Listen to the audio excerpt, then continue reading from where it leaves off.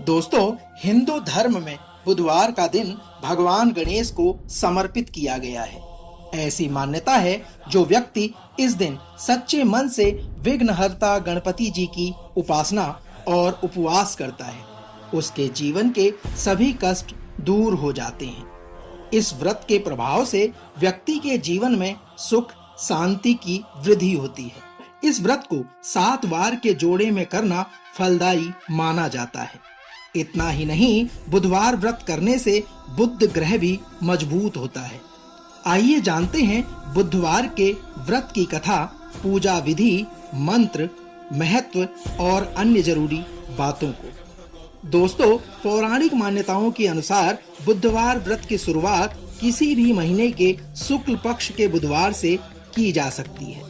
हालांकि इस व्रत को शुरू करने के लिए सबसे शुभ समय विशाखा नक्षत्र युक्त बुधवार को माना गया है। इस व्रत का पालन 7 या 21 बुधवार तक विधिवत करना चाहिए।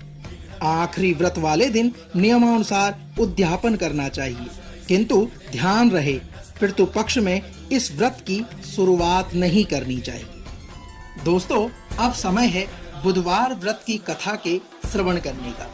तो आइए प्रारंभ करते हैं बुधवार के व्रत कथा की। एक समय की बात है, समतापुर नगर में मधुसूदन नाम का एक व्यक्ति रहता था। उसका विवाह पास के नगर बलरामपुर की रहने वाली संगीता से संपन्न हुआ। वह दिखने में सुंदर और सुशील थी। एक दिन मधुसूदन अपनी पत्नी को लाने के लिए ससुराल पहुंचा। वह उसी दिन अपनी पत्नी को विदा करने की जिद पर अड़ गया, लेकिन उस दिन बुधवार था। पत्नी के घरवाले समझाने लगे कि बुधवार का दिन यात्रा करने में अशुभ होता है, पर वह हटी नहीं माना। तब मधुसूदन के इस प्रकार करने पर संगीता के घरवालों को उसे बुधवार के दिन ही विदा करना पड़ा। इस तरह वे दोनों बैलगाड़ी में बैठकर जाने लगे।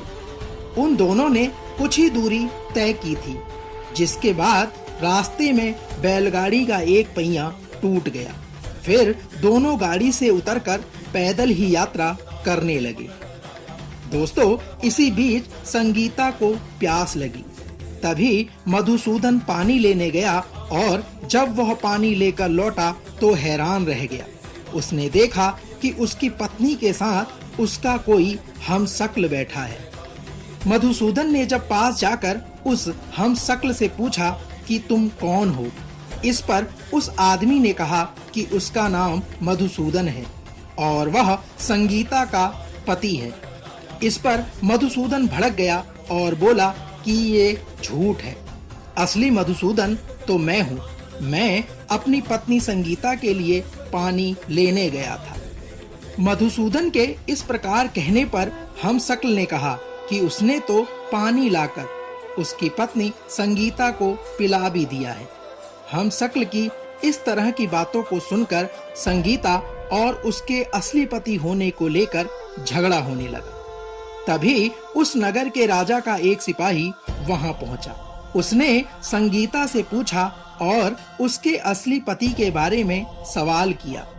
तब संगीता खुद ही दुविधा में पड़ गई, क्योंकि संगीता के पास इस बात का कोई जवाब नहीं था कि उसका कौन सा पति नकली है और कौन असली है। संगीता के द्वारा जब कोई भी उत्तर प्राप्त न हो सका तो सिपाहियों ने उनको राजा के दरबार में पेश कर दिया।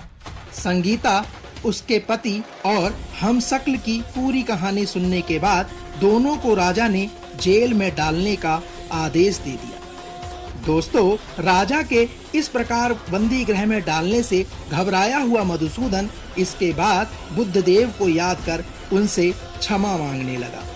इसके बाद वहां आकाशवाणी हुई कि मधुसूदन, तुमने संगीता के घर वालों की बात नहीं मानी और बुधवार को यात्रा की।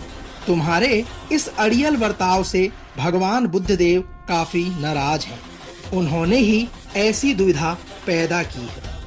बुद्धदेव के इस प्रकार के कहने पर मधुसूदन ने नम्र आवाज में कहा कि हे महाराज, उससे बड़ी गलती हो गई है।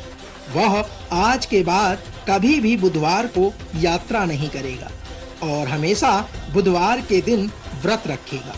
मधुसूदन के क्षमा मांगने पर बुद्धदेव का क्रोध शांत हो गया। भगवान बुद्धदेव ने मधुसूदन को क्षमा कर दिया और राजा के दरबार में मौजूद उसका हमशक्ल भी गायब हो गया। बुद्धदेव की कृपा से राजा ने फिर मधुसूदन और संगीता को विदा कर दिया। राजमहल से जैसे ही वे आगे बढ़े तो रास्ते में बैलगाड़ी भी सही सलामत मिल गई। वे दोनों एक साथ खुशी-खुशी अपने नगर को लौट आए और इसके बाद से वे हर बुधवार का व्रत रखने लगे। उनका जीवन सरल और सुखमय हो गया था। उनके कामकाज में भी उन्नति हो गई थी। दोस्तों, यह तो थी बुधवार के व्रत की कथा। आइए जानते हैं कि बुधवार व्रत से पहले किन-किन नियमों का हमें पालन करना चाहिए। सबसे पहले हमें बुधवार के दिन सुबह जल्दी उठकर सबसे पहले अपने घर की सफाई करनी चाहिए। फिर स्नान करके हरे रंग के कपड़े पहनने चाहिए। इसके बाद भगवान गणेश की पूजा करनी चाहिए। भगवान गणेश को धूप, दीप, कपूर, चंदन और फूल अर्पित करने चाहिए। इस बात का विशेष ध्यान रखना चाहिए कि भगवान गणेश को दुर्वा अत्यंत प्रिय है, इसलिए भगवान गणेश को दुर्वा घास अवश्य चढ़ाएं। भगवान गणेश के मंत्रों का जाप करें और उनकी आरती उतारें। इस दिन बुधवार व्रत कथा पढ़ना बिल्कुल भी ना भूलें। अंत में भगवान श्री गणेश को लड्डुओं का भोग लगाएं। दोस्तों, आइए अब बात करते हैं बुधवार व्रत के महत्व के बारे में। मान्यता है कि बुधवार का व्रत करने से सारे काम निर्विघ्न पूरे हो जाते हैं। इस व्रत के प्रभाव से घर परिवार में सुख समृद्धि आती है, साथ ही बुद्धि तेज होती है। कहते हैं जो व्यक्ति लगातार 7 बुधवार व्रत कर भगवान गणेश की विधि विधान द्वारा पूजा करता है, उसके घर में अन्न के भंडार और धन की कोई कमी नहीं रहती। वैदिक ज्योतिषों के अनुसार इस दिन व्रत रखने से कुंडली में बुध ग्रह भी मजबूत होता है। दोस्तों, अब बात करते हैं कि बुधवार के दिन कौन से मंत्र का जाप करना चाहिए। मान्यता है कि बुधवार के दिन भगवान गणेश के इस मंत्र का जाप करने से व्यक्ति की सारी मनोकामनाएं पूर्ण हो जाती हैं। इस मंत्र का जाप 108 बार करना चाहिए। आइए जानते हैं कौन सा है वह मंत्र। दोस्तों, वह मंत्र है ओम एकदंताय विघ्नहे वक्रतुंडाय धीमहि तन्नो बुद्धिः प्रचोदयात्। इस मंत्र का 108 बार जाप करने से मनुष्य की मनोकामनाएं पूर्ण होती हैं। दोस्तों, तो यह था बुधवार व्रत की कथा, महत्व, नियम और पूजा विधि का सार। हम आशा करते हैं आज का यह अंक आपको अवश्य पसंद आया होगा।